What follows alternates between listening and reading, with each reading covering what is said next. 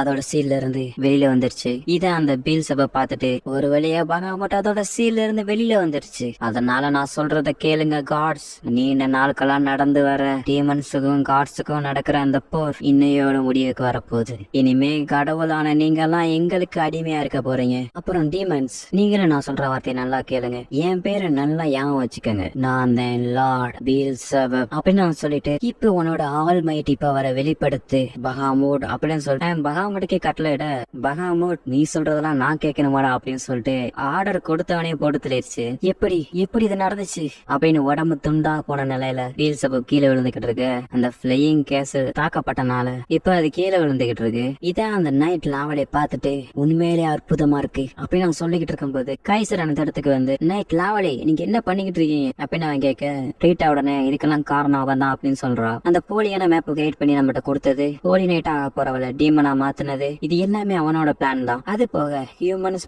Cards அப்புறம் demons இந்த மாதிரி எல்லாத்தையும் அவன் மேனிபுலேட் பண்ணி கடைசியா அந்த பகாமுட்டை அவன் ரிவைவ் பண்ண வச்சுட்டான் அப்படின்னு ரீட்டா சொல்லி முடிக்க, பரவாயில்லையே நீ நான் ஒன்ன எல்லா விஷயத்தையும் சொல்லிட்ட அப்படின்னு அவன் சொல்றான். இந்த பக்கம் ஹீரோவை காமிக்கிறாங்க, அவ இன்னும் சாகல. அந்த பகாமுட் ரிவைவ் ஆனால அது கண்ணுக்கு படுற எல்லாத்தையும் போட்டு தாக்கிக்கிட்டு இருக்கு. ஈவன் கார்ட்ஸ் டீமன்ஸ் அப்படின்னு சொல்லிட்டு யாரையுமே பாக்கல. இப்ப கைசர் இருந்துட்டு, லாவலி நீங்க நிஜமால யாருதான் அப்படின்னு சொல்லி கேக்குறான். அது கிட்ட இருந்துட்டு, அவனோட உண்மையான பேரு கில்லஸ்டி ரைஸ். இவனை மட்டும் ஏதாவது ஒரு பவுண்டரி ஹண்டர் பிடிச்சு கொடுத்தா அவன் வாழ்க்கை ஃபுல்லா செட்டில் ஆயிடலாம். அந்த அளவுக்கு இவனோட தலைக்கு பவுண்டரி இருக்கு அப்படின்னு சொன்னா, என்னது இவருக்கு பவுண்டரி இருக்கா? ஆமா, இத பத்தி பாச்சஸ் தான் சொன்னான். இதை கேட்ட கைசர் அவன் வச்சு அந்த பென்டென்ட் அவனை தூக்கிறிய அதான் சாப்பிடுறான். கொஞ்ச நேரம் நீ தொல்லை பண்ணாம இருக்கிறீங்களா? நான் இந்த அளவு ரசிச்சுக்கிட்டு இருக்கேன். நான் உனக்கு கொல்லாம விட மாட்டேன் அப்படின்னு சொல்லிட்டு கைசர் வந்து அவனை பாட வச்சு குத்த, நான் தான் உன்ட்ட சொன்னல என்ன தொல்லை பண்ணாதேன்னு அப்படின்னு அவன் சொல்லிட்டு கைசர் அட்டாக் பண்ணிடுறான். நான் அன்பா சொன்ன நீ கேட்க மாட்டியாடா? பரவாயில்ல, இந்த கத்தி நல்லாவே வேலை செய்யுது. இப்ப பார்த்தா அவனோட ஃபேஸ் மாறிடுச்சு. பார்த்தா இவ்வளவு நாள் மார்க்னெட் தான் நைட் லாவலே மாதிரியே இருந்திருக்கான். வாழ்க்கையில ஒரே ஒரு தடவை மட்டும்தான் முக்கியமான நிகழ்வு நம்ம கண்ணுக்கு முன்னாடி நடக்கும். இதுதான் அது.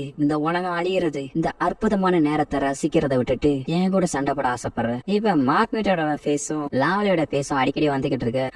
நான் தெரியாம இந்த ரெண்டு ஃபேஸுக்கு நடுவில் மாட்டிக்கிட்டேன்னு நினைக்கிறேன் அப்படி அவன் சொல்லிக்கிட்டு இருக்கும் போதே அவங்க இருந்து அந்த பிளையிங் கேஸ்ல ஒரு பாடம் வந்த போத அதான் வாய்ப்பு அப்படின்னு சொல்லிட்டு கைசர் அந்த பின்னாடி இருந்த ஸ்வாட எடுத்துட்டு சண்டைக்கு ரெடியா இருக்க. நீ எத்தனை தடவை அடி வாங்கினாலும் திருந்த மாட்டேல, எனக்கு உன்னோட சண்டை போட்டு போர் அடிச்சிருச்சு, அதனால உன்னோட ஃப்ரெண்டோட நீ சண்டை போடு அப்படின்னு அவன் சொல்ல, அந்த இடத்துக்கு நம்ம ஃபாவரோ வரான். ரீட்டா அவனை பார்த்துட்டு, இவன் சரி பண்றதுக்கு நம்ம எந்த ஒரு ஆடிட்டாட்டும் இல்லையே அப்படின்னு அவன் சொல்ல, இந்த பக்கம் கைசருக்கும் ஹீரோக்கு இடையில சண்டை போய்கிட்டு இருக்கு. இன்னொரு பக்கம் அந்த பகாமுட்டோட கோவத்துக்கு எல்லையே இல்லாம கண்ணுல படுற எல்லாத்தையும் அது கொண்டுகிட்டு இருக்கு. இப்ப பீல்செபப் இருந்துட்டு, ஆமிராவை நான் தான் உருவாக்குனேன், அவளை ஒரு கீயா மாத்தி அந்த பகாமுட்டை ரிவைவ் பண்ண, அப்படி இருந்து ஏன் என்னால அந்த பகாமுட்டை கண்ட்ரோல் பண்ண முடியல, அடச்ச அந்த மார்க்னெட் என்ன நல்லா ஏமாத்திட்டான் அப்படி அவன் சொல்லிக்கிட்டு இருக்கும் போதே ஆசசல் அந்த இடத்துக்கு வந்து பீல்செபப்ப போட்டு தள்ளிடுறான். பகாமுட் அதோட ஃபயர்னால சுத்தி இருக்கிற எல்லா சிட்டியையும் தாக்கிக்கிட்டு இருக்கு.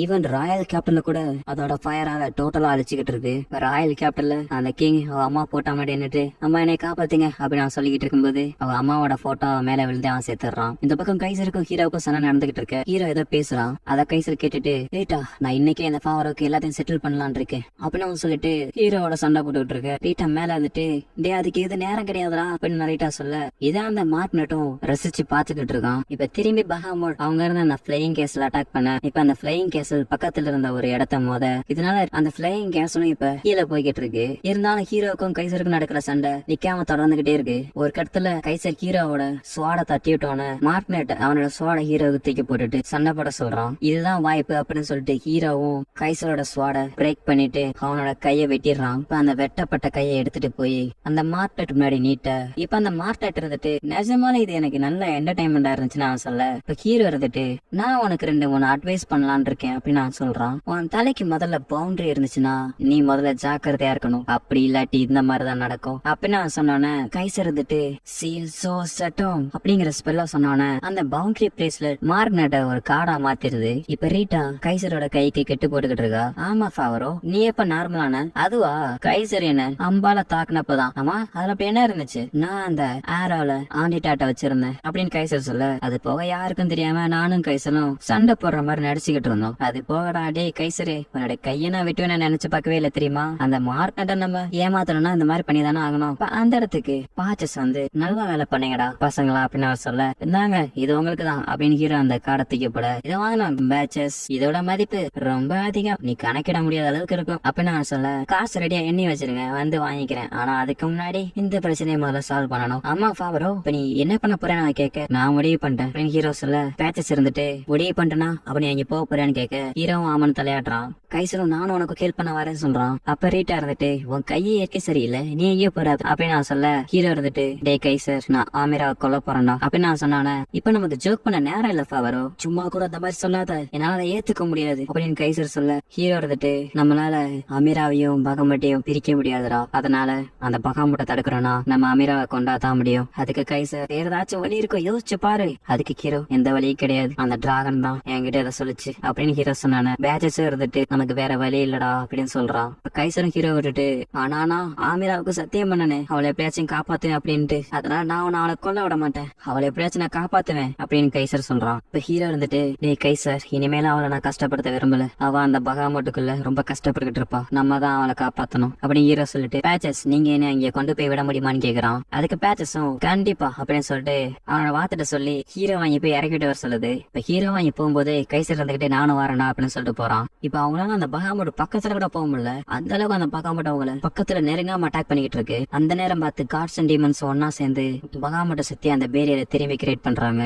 இதுதான் நமக்கான நேரம் அப்படின்னு சொல்லிட்டு ஹீரோ அந்த பாத்துட்டு சொல்லி பகாமட்டு கிட்ட போக சொல்றான். இப்ப அவங்க எப்படியோ பகாமட்டோட தலைக்கு மேல போயிட்டாங்க. ஹீரோவும் கைசரும் எப்படியோ ஆமிரா சீரா இருக்கிற இடத்த கண்டுபிடிச்சு அந்த இடத்துக்கு போய் ஹீரோவனோட அந்த ஸ்வாட வச்சு அந்த இடத்துல குத்துறான். ஹீரோ அந்த பகாமட்டோட தலைக்கு மேல இருக்கிற அந்த சீல்ல அவனோட ஸ்வாட வச்சு குத்துனவன இத அந்த ஜூன் பாத்துட்டு ஹோலி நேட்டுங்கிறது நீங்களா அப்படின்னு அவன் சொல்லிட்டு பாத்துக்கிட்டு இருக்கா. அந்த டிராகனோட கழுத்தை திருப்பினதுல அவனோட ஸ்வாட்ல இருந்து கையெடுத்தனால இப்ப ஹீரோ டைரக்டா டிராகனோட கண்ணு பக்கத்துல போய் செஞ்சுக்கிட்டு இருக்கான். ஏய் என்ன அப்படி பாக்காத அப்படின்னு ஹீரோ சொல்லிக்கிட்டு இருக்கும்போது அதோட கண்ணுக்குள்ள இருந்து ஆமிரா வரா. கடைசியா நீ வந்துட்டு அப்படின்னு ஆமிரா சொன்னான. பின்ன நீ கொடுத்த அந்த சாவத்தை யாரு உடைக்கிறது அப்படின்னு ஹீரோ சொன்னான். அவளோட ஃபேஸ் ரியாக்ஷன் கொஞ்சம் பாரு. இல்ல இல்ல சும்மா கிண்டலுக்கு தான் சொன்னேன் அதை மறந்துரு. அது போக ஆமிரா உனக்கு எப்ப கஷ்டம் வந்தாலும் நான் உன் கூட இருப்பேன் சொல்லியிருக்கேன்ல அதனால எப்பவுமே நான் உன் கூட தான் இருப்பேன் அப்படின்னு நான் சொன்னேன். இல்ல நீ பொய் சொல்ற அப்படின்னு நான் சொன்னேன். இல்ல நான் பொய் சொல்லல உங்க அம்மாவை காப்பாத்த முடியாததுக்கு என்ன மன்னிச்சிரு அப்படின்னு ஹீரோ சொல்ல பரவாயில்ல அந்த நேரத்துல நான் அவங்களை கட்டி பிடிச்சோன்னு அவங்க என்ன ரெகனைஸ் பண்ணாங்க. இது ஹீரோ கேட்டுட்டு நிஜமாவா ஆமா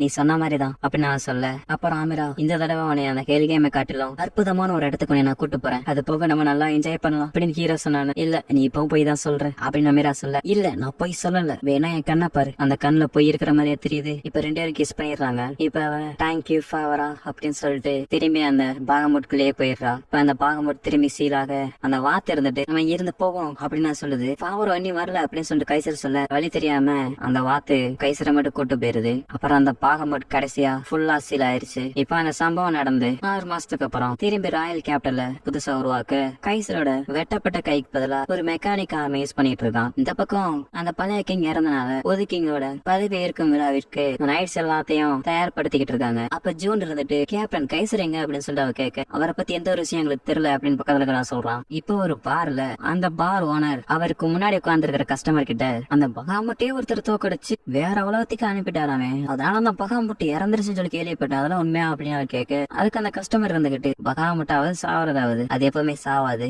அது மட்டும் இல்லாம அந்த பகாமுட் கன்ஃபார்ம் ஒரு நாள் ரிவைவ் ஆகும் அப்படின்னு சொல்லிட்டு அந்த வெளியில போயிட்டு குதிரையில ஏறி வர்றான். அப்பதான் நமக்கே காமிக்கிறாங்க அது ஹீரோ அப்படின்ட்டு. நாளைக்கு வீச போற காத்த என்னால இப்ப ஃபீல் பண்ண முடியுது அப்படின்னு ஹீரோ சொல்லிட்டு போக இப்ப கைசர் ஹீரோவை பார்த்து வேணாம் இப்ப ரேஸ் வச்சுக்கலாமா அப்படின்னு சொல்லிட்டு ஃபர்ஸ்ட் எபிசோட்ல காமிச்ச மாதிரி 2 பேரும் அந்த பிரிட்ஜ்ல ஃபாஸ்டா குதிரையில போய்கிட்டு இருக்காங்க. இதோட இந்த சீசனை முடிச்சிடுறாங்க.